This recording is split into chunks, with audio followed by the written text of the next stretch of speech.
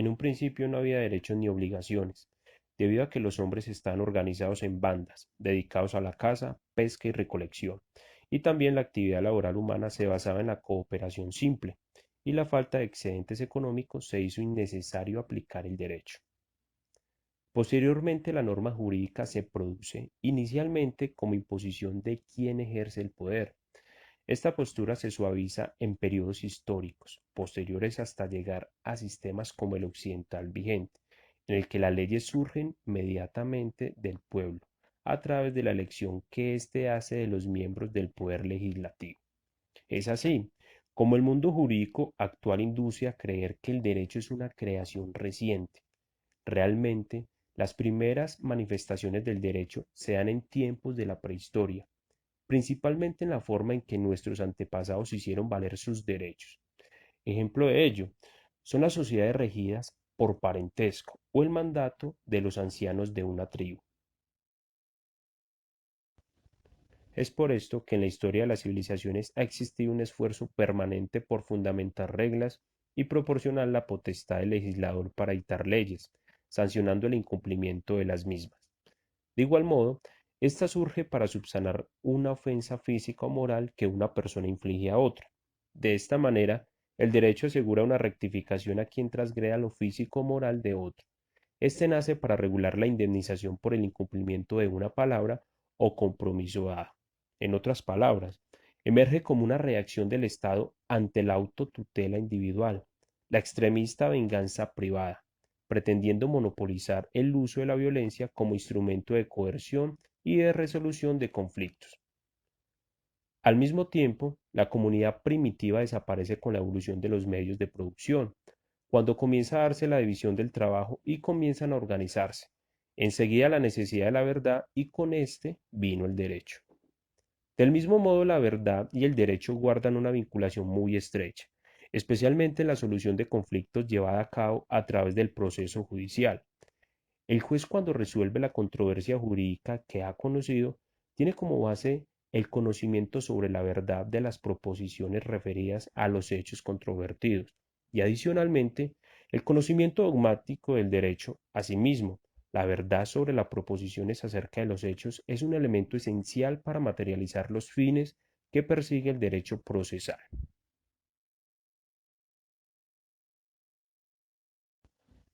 Por consiguiente, la verdad es una palabra que ha servido de motor a la acción humana durante todas las etapas de la evolución de las sociedades, antes de Tales de Mileto y después de él.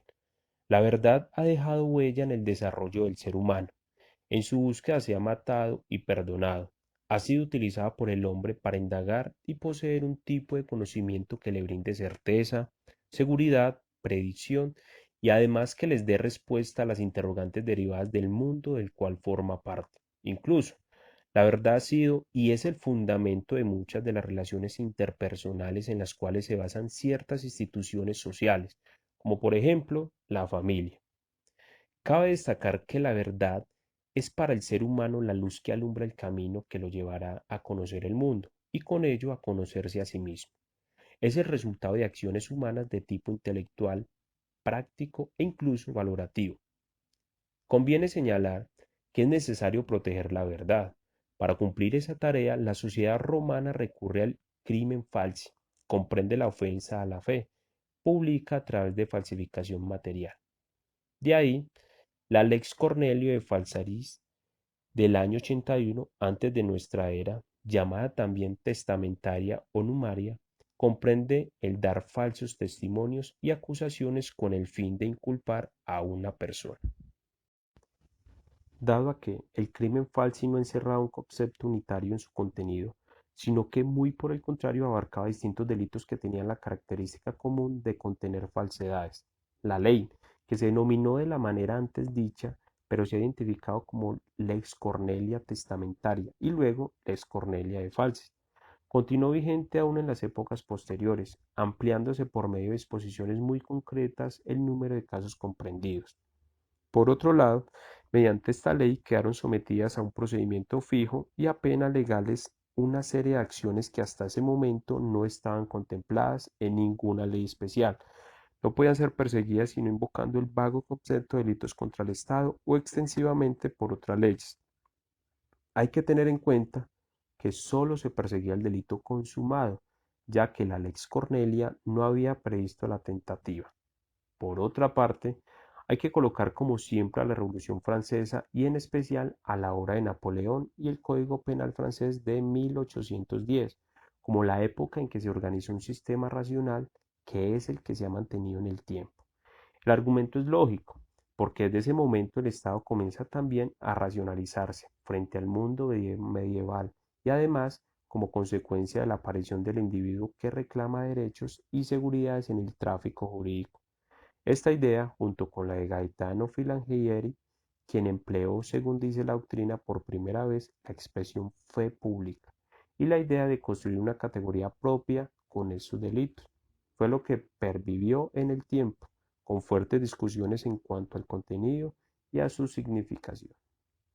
De igual forma, en Colombia los delitos contra la fe pública se comienzan a tener en cuenta con el proyecto de Tejedor, bajo el título Las falsedades. Abarcó la falsificación de sellos, de firmas, de marcas, de documentos públicos y privados, de documentos de crédito, de billetes de banco y el falso testimonio. Así este sistema fue incorporado por el Código Penal de 1887, quedando plasmados estos injustos a través de los artículos 277 y siguientes. De igual manera, la expresa mención de la fe pública como bien jurídico tutelado proviene del proyecto de 1891, que fue la base del Código de 1921, que estructuró los delitos que se establecen en el título 12. La fundamentación del sistema adoptado se encuentra en la letra de exposición de motivos de dicho proyecto, en consecuencia del sistema adoptado en el proyecto, de clasificar los hechos punibles según la naturaleza del derecho lesionado, y no según el medio de ejecución. Damos al título de las falsedades del Código Penal, el de delitos contra la fe pública, como lo hacen varios códigos modernos. Para que el dinero tenga valor, en cierto modo, su cantidad debe ser limitada. Si el dinero existiera en gran cantidad, la gente gastaría tanto que los precios y los salarios y la renta se elevarían indefinidamente. Por eso, afirma Samuelson, los poderes constitucionales para regular el dinero y las operaciones bancarias no se conceden nunca a grupos particulares, sino que se reservan a gobiernos. En resumidas cuentas, se puede afirmar que el dinero es el moderno medio de cambio de unidad para expresar los precios y las deudas. Controlando el dinero y el crédito, el gobierno a través del Banco Central puede influir en el equilibrio entre el ahorro y el gasto de inversión. Por consiguiente, es claro que las penas con que se castiga este tipo de delitos deben ser altas, porque la falsificación de monedas lleva a la inflación.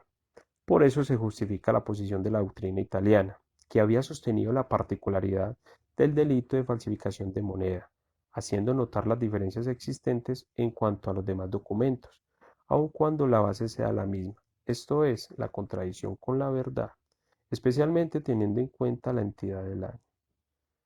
Como resultado, podemos ver la sobreprotección legal que recae sobre la moneda como objeto o instrumento de cambio, además de los instrumentos asimilados a la moneda, tanto en su materia como en su valor, y abarcando debido al bien jurídico protegido, tanto a la moneda nacional como la extranjera. ¿Qué pasó, señor juez? ¿Lo cogió el tren? Es que el día de ayer iba a 120 kilómetros por hora en mi moto, acompañado de una amiga, en donde nos fuimos pues a un hueco y perdí el control y resulté al lado derecho de la vía en donde se ubicaban unos árboles muy frondosos, algunos de unas hojas verdes y algunas rojas, pues del estado de embriaguez que llevaba tan fuerte. Me paré de allí y pues dejé a mi amiga y la moto allá tiradas. eh, por tal motivo pues resulté con este cuello ortopédico pues ya recuperándome. Audiencia de formulación de imputación. Hoy es 20 de abril del 2020. Son las 10:15 horas de la mañana. Estamos en la sala de audiencia asignada a los juzgados penales de circuito de Medellín, Antioquia. Soy el juez 33 Penal Municipal de Medellín. En ejercicio de la función de control de garantías, doy inicio a la audiencia preliminar de formulación de imputación, solicitada por el fiscal 24 sesional, dentro de la causa radicada con el Código Único de Investigación 0500 1161 0033 520 20004 295, número interno 2020 0067, que se adelanta por el delito de circulación ilegal de moneda en contra del señor José Luis Valencia, identificado con la cédula de ciudadanía 19 155 394. Para efectos de registro y verificación de asistencia a las partes, solicito se presenten con nombre completo, número de identificación. Buenas tardes, su señoría, y a todas las partes que hacen presente en esta audiencia. Mi nombre es Sebastián Rojas Franco, fiscal seccional 23 de la ciudad de Medellín. Buenos días, su señoría. Mi nombre es José Luis Valencia. Vivo en la ciudad de Medellín, en el barrio Los Colores, en la calle 6 Sur, número 70215, el cual en este proceso pues me va a representar yo mismo frente a los delitos que se me acusan. Procedo entonces a darle la palabra al señor fiscal para que formule la imputación o haga la presentación de la solicitud. El pasado sábado 18 de abril del 2020, siendo las 16:33 horas, se captura en flagrancia el señor José Luis Valencia cuando intentaba pagar con billetes no autorizados un total de 40 millones de pesos al Hospital Pablo Tobón Uribe de Medellín por una cirugía realizada a su señora esposa. El patrullero Jairo Galeano procede a leerle los derechos y a realizarle la captura. Posteriormente se dirigen a la URI y dentro del lapso estipulado en el Código Penal se realiza la audiencia de legalización de captura. Y en la presente audiencia se le imputa el delito de circulación ilegal de moneda, contenida en el artículo 277 de nuestro ordenamiento penal, el cual reza: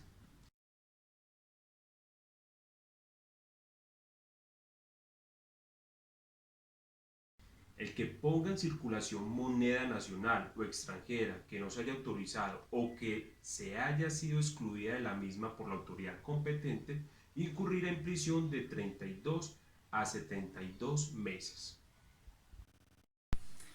¿Entendió claramente la formulación que le acaba de hacer el fiscal? Señor juez, yo no cometí el delito que se me acusa. Los billetes nadie los ha excluido ni tampoco han sido desautorizados. Estos son billetes buenos, que yo personalmente los hice en mi casa. Su señoría, permítame un momento, formulo la acusación. El pasado 18 de abril del 2020, siendo las 16:33 horas, se captura en flagrancia el señor José Luis Valencia cuando intentaba pagar con billetes falsos 40 millones de pesos al Hospital Pablo Tobón Uribe de Medellín por una cirugía realizada a su señora esposa con billetes elaborados por él mismo. El patrullero Jairo Galeano procede a leerle los derechos y a realizar la captura. Posteriormente se dirigen a la URI y dentro del lapso estipulado en el Código Penal se realiza la audiencia de legalización de captura. Se le imputan los delitos en circulación ilegal de moneda, contenida en el artículo 277 de nuestro ordenamiento penal, el cual reza lo siguiente: el que ponga en circulación moneda nacional o extranjera que no se haya autorizado o que haya sido excluida de la misma por la autoridad competente, incurrirá en prisión de 32 a 72 meses, en concurso real con falsificación y tráfico de moneda contenida en el artículo 274 del mencionado código, el cual dice: dadas las circunstancias, su señoría, permítame reformulo la acusación. El pasado sábado 18 de abril del 2020, siendo las 16:33 horas, se captura en flagrancia el señor José Luis Valencia cuando intentaba pagar con billetes falsos 40. ¿Entendió claramente la formulación que le acaba de hacer el fiscal? Señor juez, los billetes no son falsos. Yo hice los billetes con una máquina que tengo en la casa. Es la máquina que utiliza el Banco de la República. Esta la obtuve porque yo laboraba allá como proveedor de mantenimiento de máquinas. Y ellos me regalaban las partes más viejas o dañadas para que las vendiera por chatarra y así tener un poco de ingreso de dinero adicional. Dadas las circunstancias, su señoría, permítame reformulo la acusación. El pasado sábado 18 de abril del 2020, siendo las 16:33 horas, se captura en flagrancia al señor José Luis Valencia cuando intentaba pagar con billetes falsos 40 millones de pesos al Hospital Paulo Tón Uribe de Medellín por una cirugía realizada a su señora esposa, con billetes elaborados por él mismo, con una máquina que tiene en su vivienda. El patrullero Jairo Galeano procede a leerle los derechos y a realizar la captura. Posteriormente se dirigen a la URI y dentro del lapso estipulado en el Código Penal se realiza la audiencia de legalización de captura. Se le imputa los delitos de circulación ilegal de moneda, contenida en el artículo 277 de nuestro Código Penal, la cual cita lo siguiente: el que ponga en circulación moneda nacional o extranjera que no se haya autorizado o que haya sido excluida de la misma por la autoridad competente incurrirá en prisión de 32 meses a 72 meses.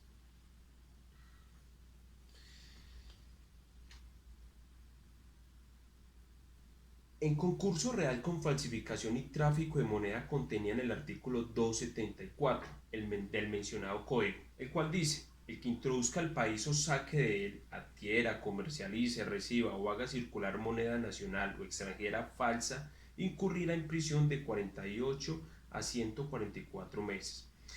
Y con el similar contenido en el artículo 275 que indica: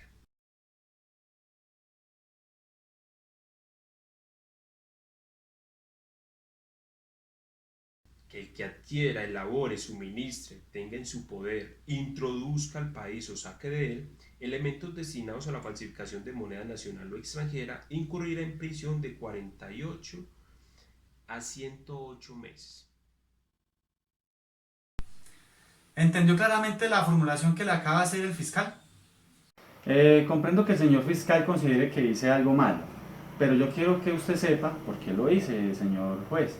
En el día de ayer, en el día de antier, perdón, me llamó un señor agente de la policía a mi número de teléfono a informarme que mi esposa estaba en un caño poco profundo, al lado de unos árboles con abundantes ramas, algunas rojas y algunas verdes, y su estado de salud era pues muy crítico.